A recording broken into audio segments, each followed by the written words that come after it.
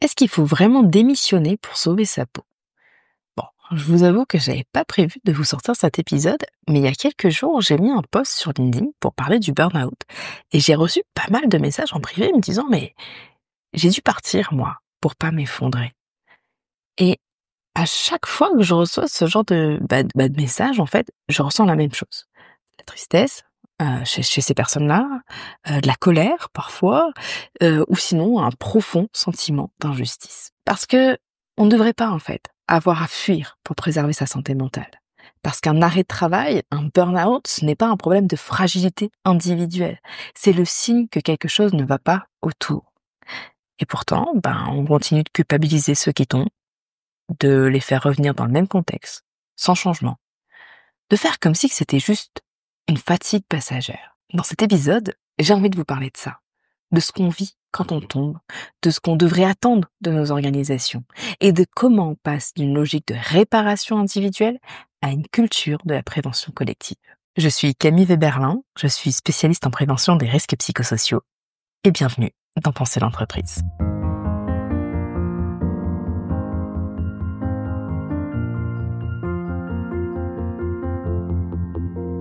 Ces derniers jours, j'ai reçu des messages, des confidences en fait, qui commencent souvent par «merci d'avoir mis des mots», mais qui finissent trop souvent par «j'ai dû partir pour ne pas sombrer». Et ces phrases-là, en fait, elles me touchent à chaque fois.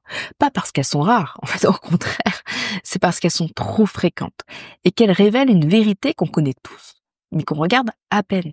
Parce que ce n'est pas un événement isolé, c'est devenu un scénario courant. Ah bah tiens, d'ailleurs, dans vos entreprises, quand quelqu'un part pour un épuisement professionnel, qu'est-ce qui est fait? Est-ce que la personne revient dans exactement le même contexte? Ou est-ce qu'on a vu justement le fait qu'elle soit partie dans ces conditions comme un signal d'alarme pour changer les choses? Parce que derrière ces départs, il y a un point de non-retour. Il y a un épuisement qu'on n'arrive plus à cacher. Il y a un corps qui ralentit. Puis il n'y a plus de joie aussi. Il n'y a plus de force pour faire semblant. Et pourtant, on continue de parler de burn-out, comme si c'était une faiblesse, comme si c'était une question de résilience, de caractère, de bon dosage. Mais non, ce n'est pas ça. Ce n'est pas une fragilité de plus, c'est une alarme sociale. C'est un effondrement provoqué par un environnement défaillant. C'est le symptôme d'un déséquilibre structurel qu'on a normalisé.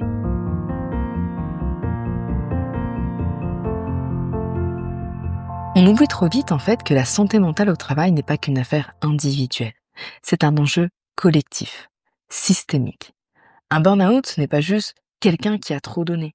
C'est une personne en fait qui a évolué dans un système où les signaux ont été ignorés, où la charge était inégale, où la reconnaissance manquait, où le droit de dire non n'existait plus. Et il faut dire les choses simplement. Aujourd'hui, le travail pèse. Alors oui, pas partout, pas tout le temps, mais de plus en plus souvent et de plus en plus lourdement. Certaines personnes, en fait, ne sont pas encore en arrêt, mais elles se débattent avec des contradictions éthiques, avec des objectifs qui n'ont plus de sens, avec le sentiment de ne pas pouvoir faire leur travail correctement ou de devoir fermer les yeux pour que ça passe.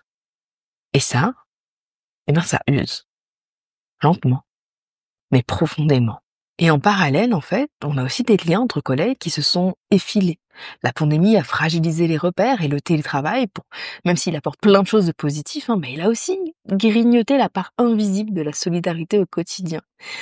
Et d'ailleurs, je vous parle ça, alors attention, je suis pas anti-télétravail, bien au contraire, il faudrait qu'on fasse un épisode, là-dessus.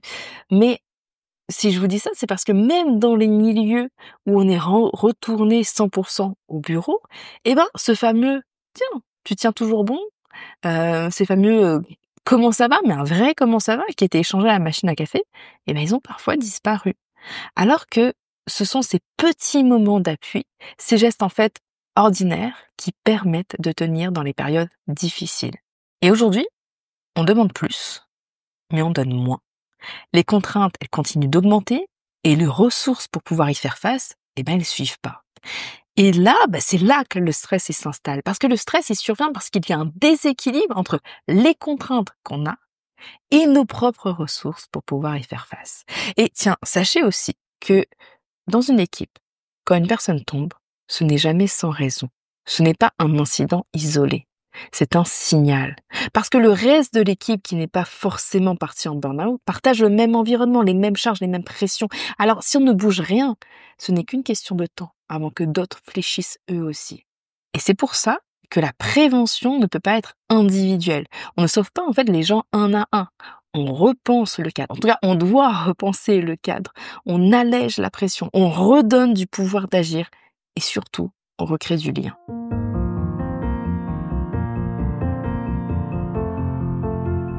Et puis dans tout ça, parfois on parle de retour, de reprise, de réintégration.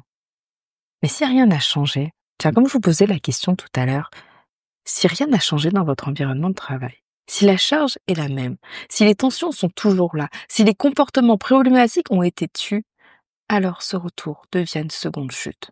Parce que revenir dans le même contexte, c'est souvent se heurter à la même violence. Ce n'est pas un retour accompagné, c'est un retour dans l'indifférence.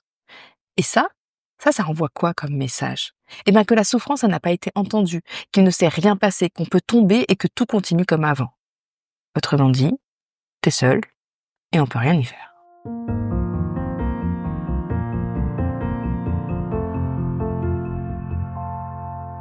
Bon, ok. Maintenant, avec tout ce que je vous ai dit, l'enjeu, c'est on fait quoi? Eh ben, déjà, on se rappelle que prévenir, c'est faire le point sur les charges de travail, clarifier qui fait quoi, écouter les irritants du quotidien et ajuster ce qui peut l'être. C'est en fait arrêter de faire semblant que tout va bien. Et pour ça, il ne suffit pas de traiter les cas problèmes un à un, il faut aller plus loin. Il faut être capable très concrètement de regarder les dysfonctionnements qu'on tolère par habitude.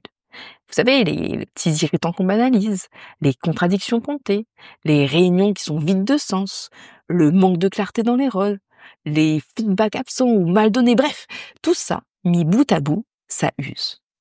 Et surtout, tout ça peut se discuter, s'ajuster, se corriger. Mais encore faut-il créer des espaces pour en parler. Des espaces pas juste ouverts à l'écoute, mais activement pensés pour réguler ce qui coince.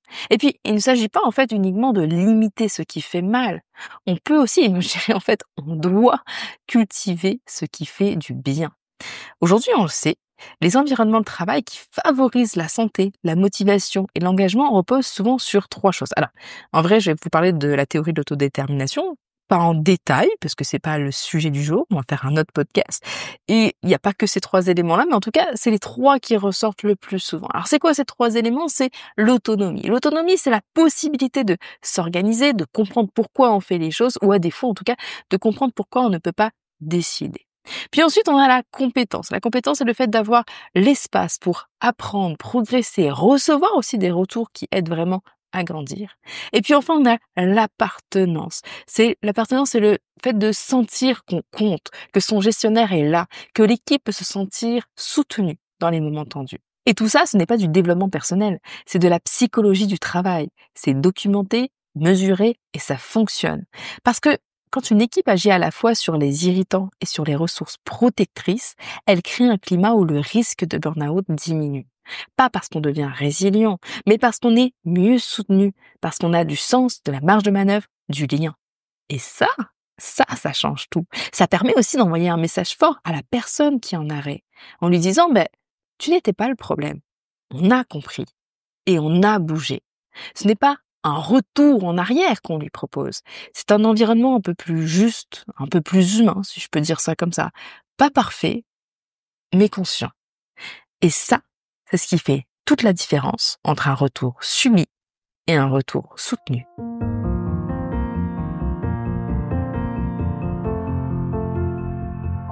Alors, non, on ne devrait pas avoir à démissionner pour sauver sa peau.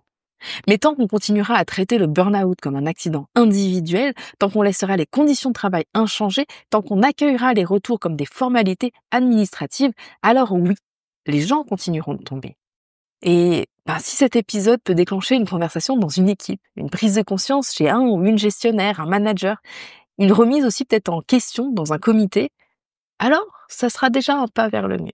Donc, moi avec tout ça, j'ai hâte d'avoir vos retours. N'hésitez pas pour qu'on puisse échanger ensemble. Et d'ici là, moi je vous dis à bientôt. Prenez soin de vous, prenez soin de votre équipe et gardez le cap sur l'essentiel.